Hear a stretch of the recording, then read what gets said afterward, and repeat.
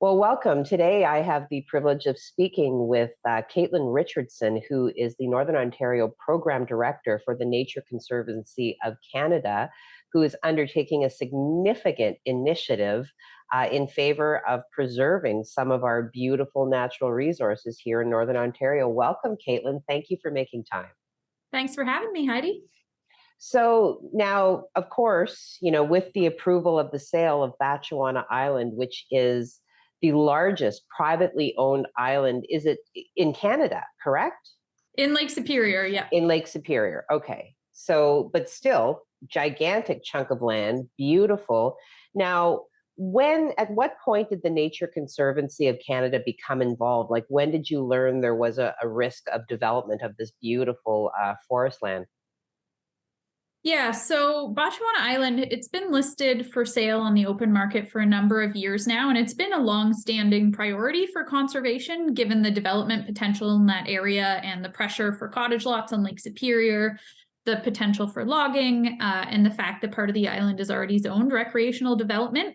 Okay. The Nature Conservancy of Canada has identified Batchewana Island as a priority for a number of years now, but as a non-government organization and as a charity, we need to have an appraisal of fair market value to support our purchase price.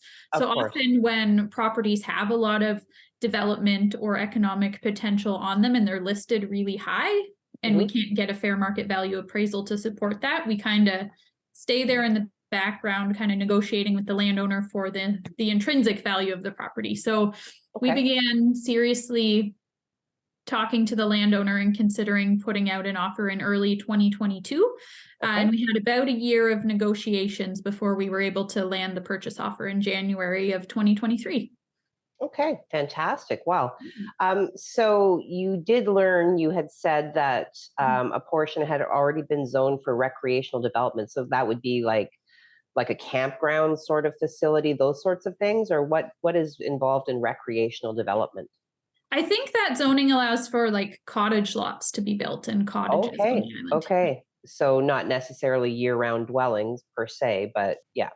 Okay. I guess they could be, but you have to really, really plan for freeze up to be able to get back out and in. I would say so. I would say so. The weather is always volatile in the northern areas.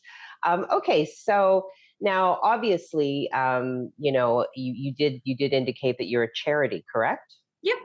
Okay, so talk to me then about fundraising, because obviously as a charity you would be, I'm assuming, heavily dependent and reliant on, grants, but also on private donation, correct?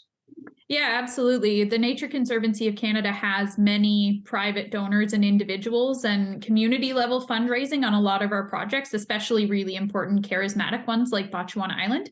Our total cost to purchase, protect, and care for Batchewana Island is $7.2 million. And we're thrilled to say that kind of in this last year of negotiations, we've been fundraising in the background with some of our usual major supporters and grants and foundations, as you say.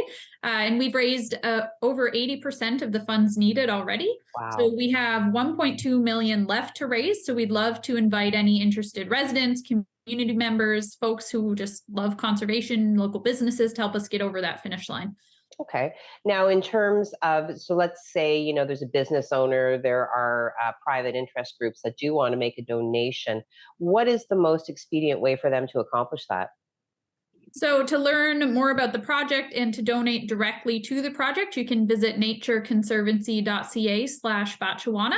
And it's all right there. There's also the contact information of our lead fundraiser, Laura Vaughn, on that page, as well as mine. So we can direct you if you want to do something a different way, like a pledge form or a stock transfer, something like that.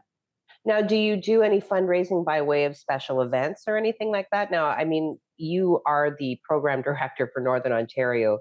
So, and I saw the area code. So I'm assuming you are is it Kitchener or where are you? I'm in Thunder Bay. You're in Thunder Bay. Okay. Yeah. So, to coordinate fundraising efforts, again, like, do you do any special events or?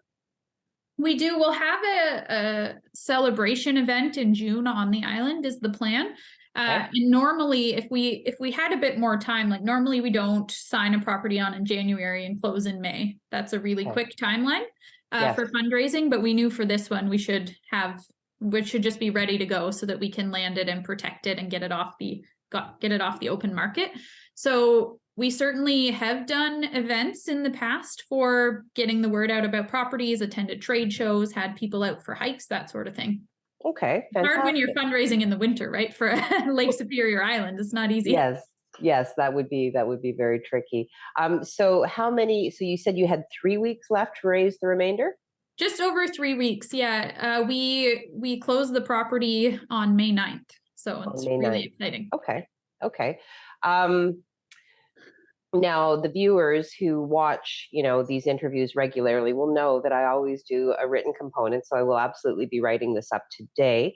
I will include a link to your website, as you had indicated, so people can learn more about the grand scope of the project and as well what would be the best way to make a contribution. I have to believe, knowing several people who, live, cottage, do their thing, north of Sault Ste. Marie on that highway, that there'll be a number of people that will be interested. Now, in the event that you fall short, within inches of the closing date, what then? So yeah, in that case, similar to when you buy a house, we could bridge finance a gap. Okay. And our fundraising campaign will continue as long as needed until all the funds for the project are raised, including the funds for the ongoing stewardship of the land. So we do have that happen sometimes if there's a pledge, for example, but it's not funds in the door by the closing date, we can still count it toward the project total and use it to kind of pay back that bridge financing it just to get the deed Okay. transferred sort of thing. Fantastic. So contingency plans, so everything looks as Yeah. though it's set to go. Happened to us before. Yeah. Lots of contingency plans. Fantastic. So a little bit about the Nature Conservancy of Canada. Um, how long has this organization been, doing the good work that it's been doing? We've been around since 1962. So Wow.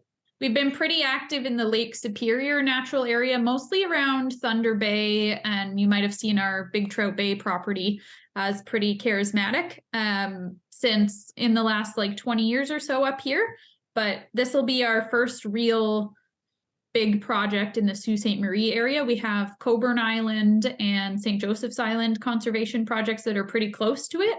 Okay. But this will be our first, Sault Ste. Marie community project. So we're really excited to meet all the people who love it. Oh, And to drive fantastic. that Well, highway and eat those apple fritters on their way to Thunder Bay or wherever.